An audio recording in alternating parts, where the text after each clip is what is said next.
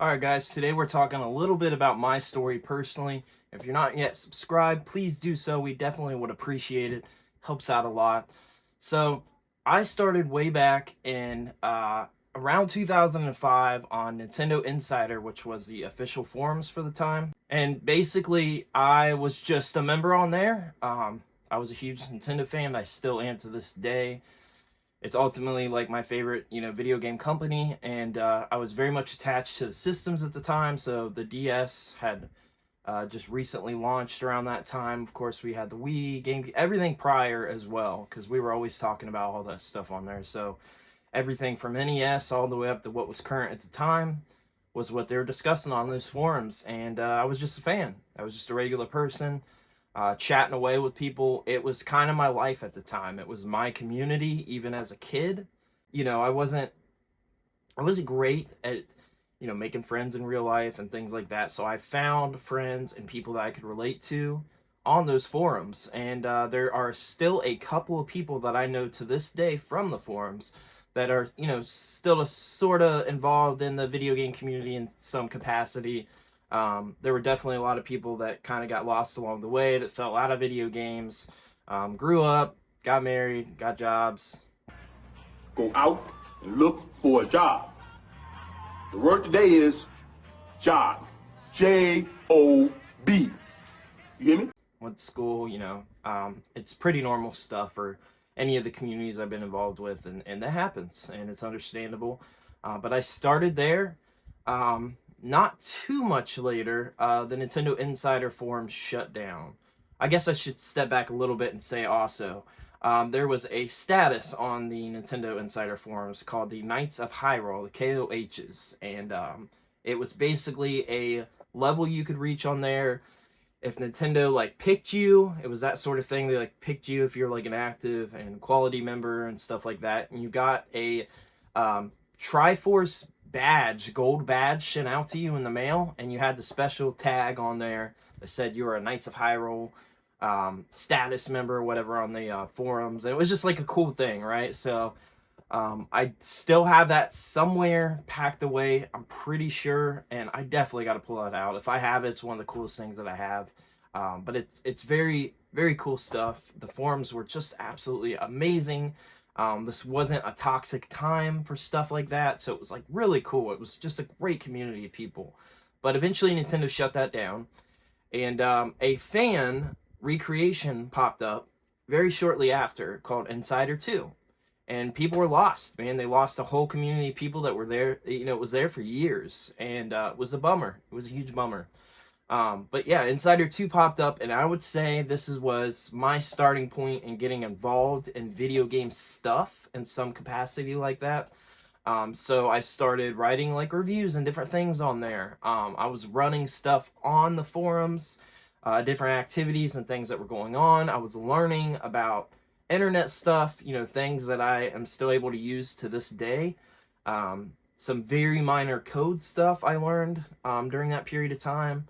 And it was just a great time. It was an awesome forum as well. I would say not really toxic either. I would say since it was a fan forum and not ran by Nintendo themselves, it was a little more off the cuff, sort of. I don't know how to put it. It was a little more wild, but it was still great. It was an awesome forum. The website is still around today. I have not logged in or done anything on there in a very long time, and I should, because I'm reminiscing here recently. I'm thinking about how Game Junction has gotten to where it is, how I've sort of been able to implement the things I've learned in the past or things I've done for years and years. And I'm just, really nostalgic for this stuff, because I'll be honest with you, during that period of time in my life, I think I may have even had a little more fun just being on the NSider and NSider 2 forums and hanging out, and I was on there all day. That's what I did. That was my entertainment. If I wasn't in school or playing sports, that is what I did. I loved the computer. I did all kinds of stuff online. I was also on GameFAQs and what was it? GeoCities, some of the websites that people had made, and all those classic forums and boards. And I was on all of them at some point. There were Animal Crossing ones I was on. There was PlayStation ones. The Capcom BBS forums was huge for me. So I was on a lot of those, and that's another story time for the Capcom forum stuff, and I'll definitely get in that because it's very cool stuff that I've not really shared publicly before. But yeah, Insider 2 was great. The website is still around. I don't know if the forum is still active, but it was established a long time ago. And forums aren't really, all that popular anymore since we have social media and all that stuff. It just kind of made those obsolete. I know there are some fan groups still around. Of course, Atari Age is a big one and a huge forum that's still used very actively, and there are some out there. It's just not the same capacity that it was many years ago. So Insider 2, from there, I jumped around to like the Capcom stuff. There was all kinds of stuff going on. But during that time, I was on Insider 2 for many years, and I would say that I had moved not super long after over to Nintendo Enthusiast. So Nintendo Enthusiast started up. I got involved with that, and that's where I got my, legs into video game writing. I did some articles there. I did some reviews there. A bunch of different stuff with Nintendo Enthusiast. So that is where I started my writing for video games. There is a little bit of that starting point with the Capcom stuff, which I'll get into at a later point. So definitely, please subscribe. It helps out a lot, and I will get to talk about all that. But it was, it was great stuff. And yeah, so writing for Nintendo Enthusiast was awesome. That's where I got my foot in the door with what I do today. It's definitely implemented a lot of the things that I've learned. And just being involved with video games in some sort of capacity has been awesome. Through Nintendo Enthusiast, I met so many of the YouTubers that are, very popular today, or friends of mine today.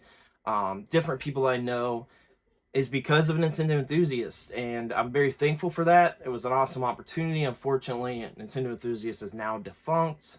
It was bought out and is no longer around, unfortunately. So I'm not able to get too much stuff from Nintendo Enthusiast. It's kind of a bummer to see that it's gone, but I sort of understand it was going that way when I stopped writing with them. And then later on, I got involved with GoNintendo, sort of, and I am with their staff. I'm still technically with their staff. I have not wrote anything here recently with them, but I am writing with other people here soon as well. So I'm hoping to get my foot in the door as far as like the writing and stuff again with GoNintendo, hopefully soon. And then I'm going to be writing with the magazine here soon and kind of getting back into the writing space again.